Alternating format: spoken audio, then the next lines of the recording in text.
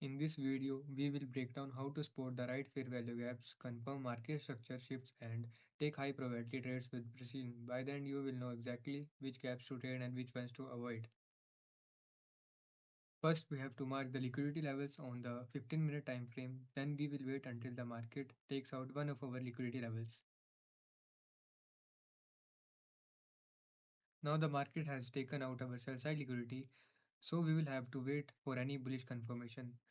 The market has invalidated a bearish fair value gap and given us a change in state of delivery, which is enough to confirm that the market structure has shifted and now is likely to continue higher.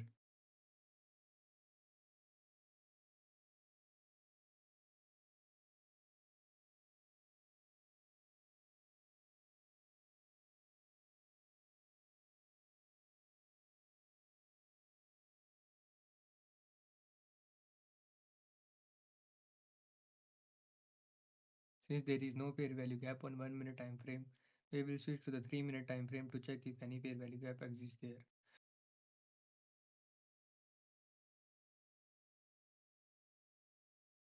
Now we will use the premium and discount level within the range, then mark the fair value gap that lies under the discount level.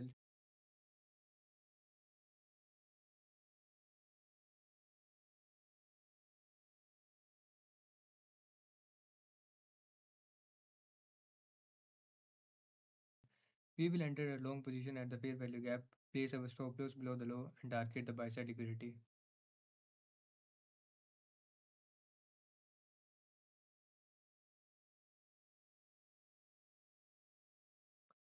You can see how cleanly the market respected our fair value gap and gave us a clear target. Moving on to our next example, we have our liquidity levels marked on the 15-minute time frame. Again, we will wait until the market takes out one of our liquidity levels. Now the market has once again taken out our sell side liquidity, so we will wait for a bullish confirmation. The market has invalidated a bearish fair value gap, creating an inverse fair value gap.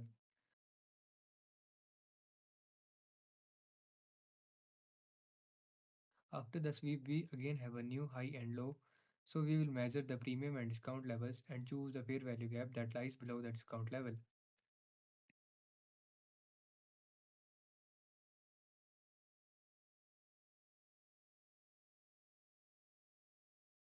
We will enter long at the fair value gap and place our stop loss below the low and target the recent buy side liquidity.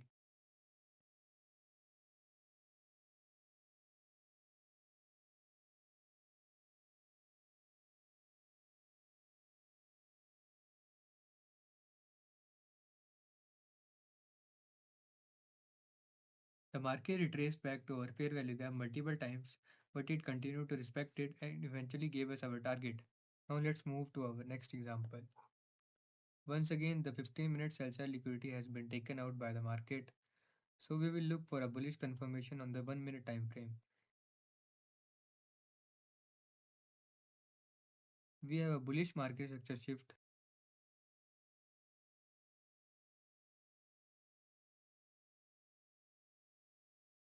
So we will use the premium and discount levels to determine which fair value gap to trade from.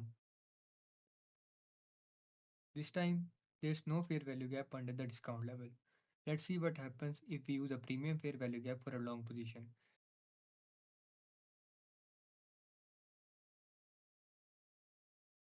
We will enter long at this fair value gap in the premium, place our stop loss below the low, and target the recent buy side liquidity.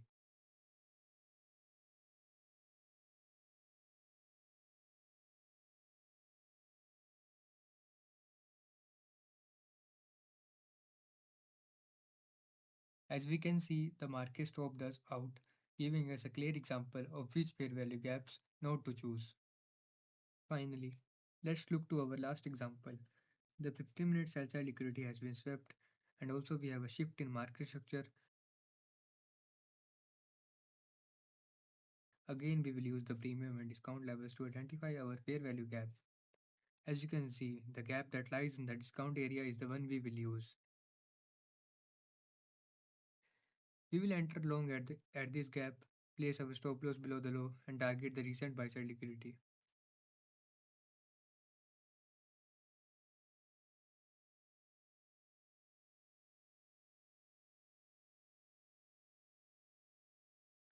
Once again, our fair value gap was clearly respected and provided our objective. After reviewing all these examples, you should now understand which fair value gaps to choose and which ones to avoid.